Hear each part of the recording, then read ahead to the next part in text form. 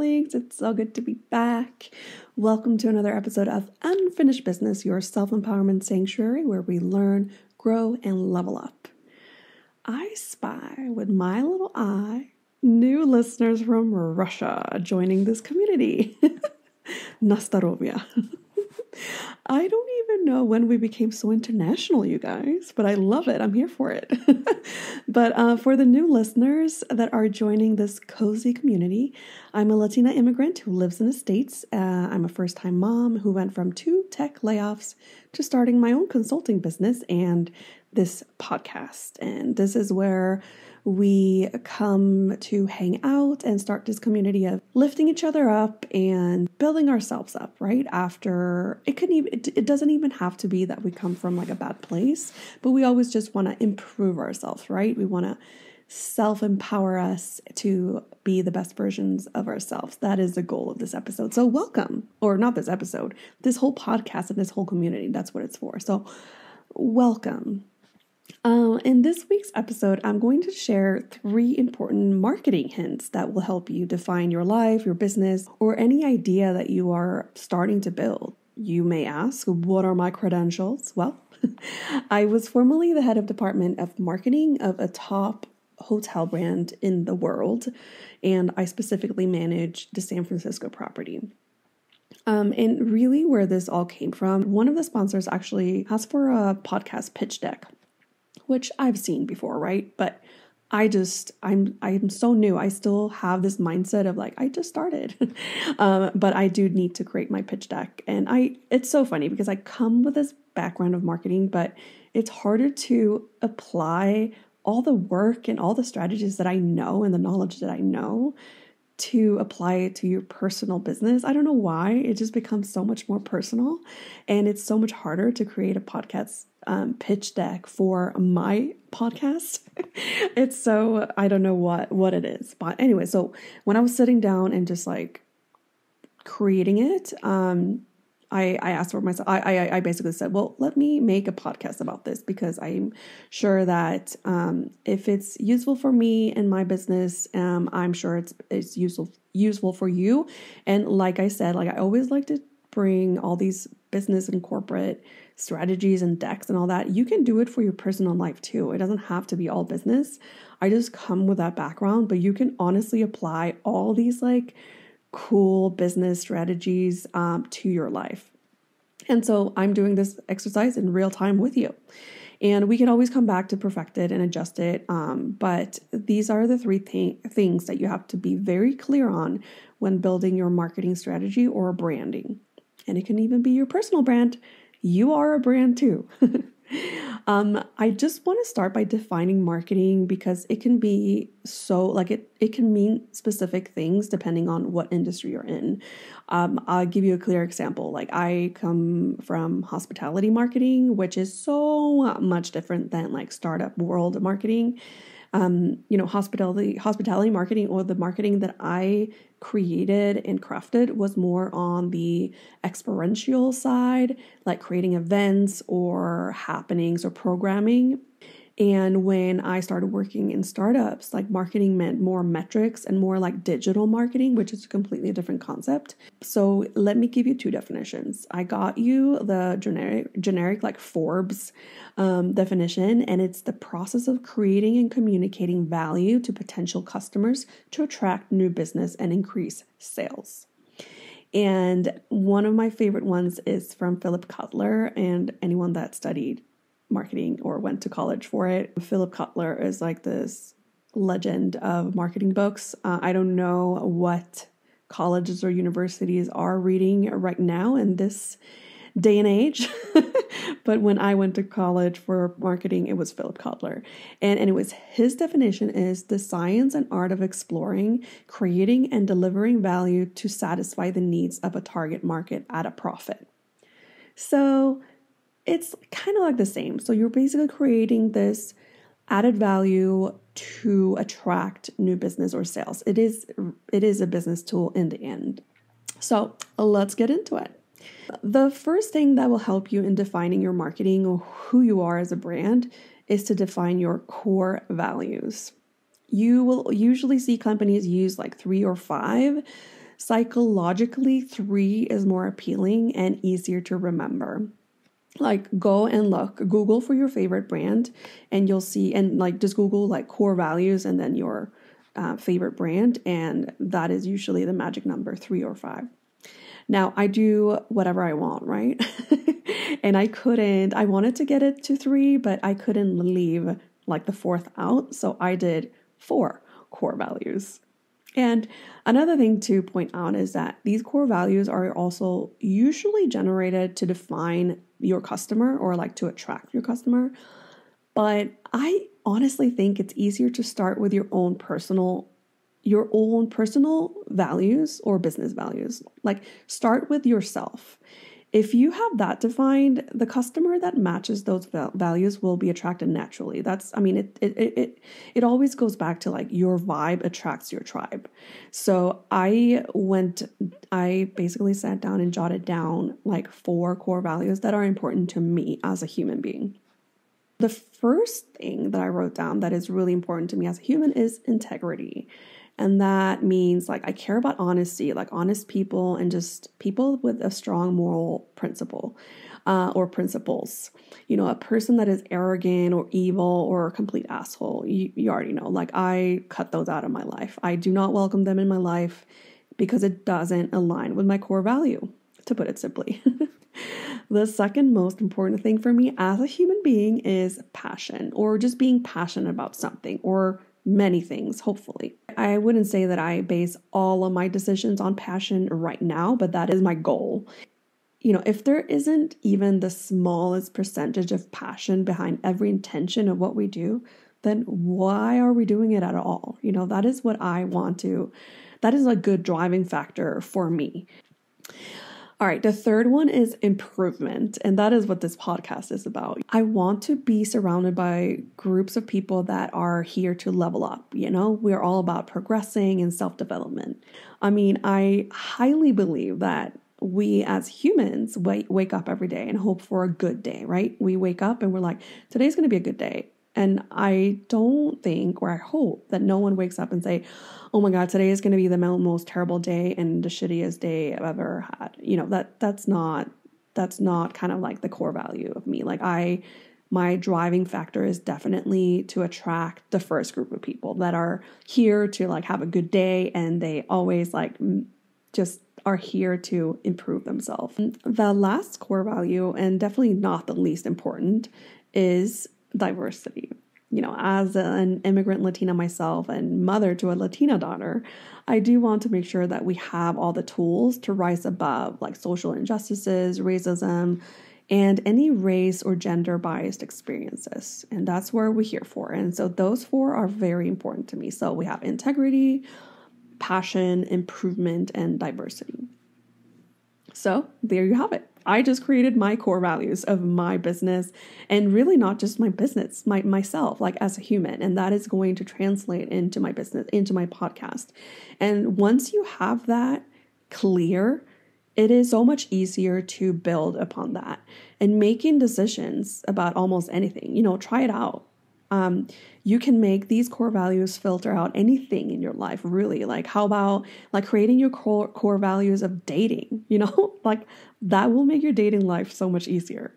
Or how you like make friends, or how you hire in your company if you're, you know, looking to hire someone, like, or choosing a provider or a vendor. If you have your core values so clear, it's so much easier to navigate through all of these decisions. All right, so that is the first thing that you have to do in marketing in general, like to define your core values. The second thing that you want to do is, and I'm going to revisit the Philip Kotler definition of marketing. So again, he says, it is the science and art of exploring and creating value.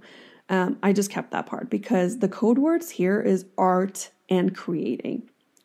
And because the second thing of marketing is like, you want to create that abstract value of your brand, that intangible thing that no one can really describe, but it's just like makes you feel, it evokes an emotion from you. Like, think about a brand. You're just like loyal to that brand because, again, you can't explain it, but it's just like you love that brand. And that is what we want to create in marketing. You know, you don't go around saying that you're cool or amazing. Your actions or the experiences that you host in life will speak for itself. And, it's not about going to a networking event and seeing who gathers the most business cards or contact information. It's about creating that genuine connection with the stranger that told you the funniest story about her Uber ride to the event and wanting to stalk her afterwards on social media because she was so freaking fun. That is who you want to be. Like, you're not here like as a robot and just like building your business by creating business cards and networking just for the hell of it. No, you want to create an experience. You want to create that abstract value of your brand. And having worked in several startups and corporate entities, this part is truly the hardest to pull off. But once you do it, it is the most impactful to the growth of your brand or company. It's not a formula, it's not magic, and it's really hard to pinpoint. But one thing that will help you here is to go back to your core values. If you align all of your efforts around your core values, it will make sense. For example, I worked in this famous worldwide party hotel where the core values were music, fashion, design, and fitness. And the service promise was to try and deliver whatever the guests wanted as long as it was legal. Those values and service rule made it so simple to make decisions and create experiences for our guests. So for example, when we had this group of artists that stayed in our hotel, and they wanted to go to a strip club. We went with them to the strip club. We got them a VIP experience and a VIP table. And we even asked the strippers as a surprise if they could dance to their music. You should have seen the faces of these artists when they saw the strippers dancing to their music. Again, we never did anything illegal. We stayed true to the core value and we delivered an amazing experience to our guests. That experience in itself, that abstract experience, will live longer than that night because they share that with their friends. And in their case, they have a large platform, right? Because they're artists, they're already famous. And so that is the experience and impact that you want to create. And to bring it down to earth and my little but almighty business of one, my goal or my North Star is to create this abstract world by having meaningful conversation via my podcast or the work that I do with my clients that align with my core values. And I already have a few ideas in my incubator phase, and I want to definitely do more in this area of creating this abstract world and that feeling and vibe of my brand. And we'll be able to share them with you when I complete them.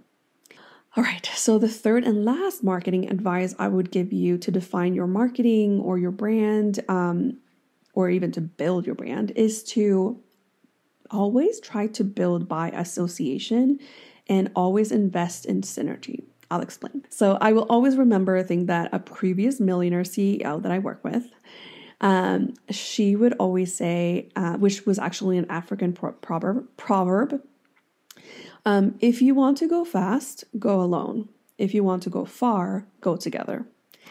And I've got to say, I'm going to be super frank with you, I'm not the best at this one, but I do think that it's so true and it's so important.